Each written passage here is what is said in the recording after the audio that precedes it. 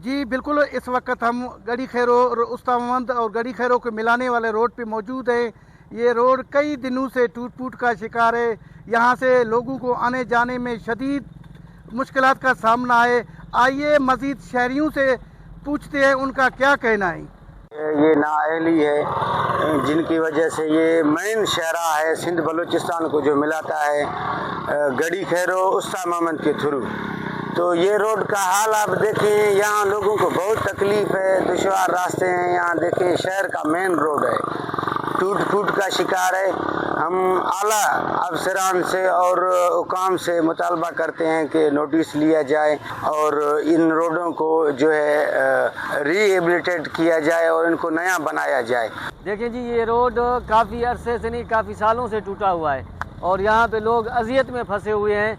ये मेन शहरा जो है सिंध बलूचिस्तान को मिलाती है। मैं गुजारिश करूंगा रोड पे इसके खस्ता हाली पे तरस खाएं और इसे बनाएं। वैसे तो यहाँ गंदा बहुत पानी है। अब हम नमाजी हैं, यहाँ पे जाते हैं, फिर ये गंदा पानी हमारे कपड़ों में लग जाता है, फिर हमें दोबारा कपड़े बदलने पड़ते हैं।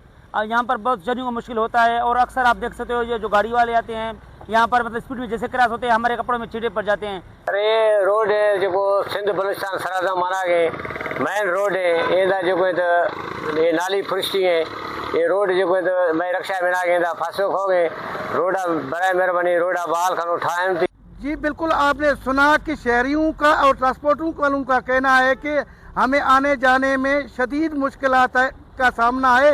ये रोड सिंध और बलूचिस्तान को मिलाने वाला रोड है।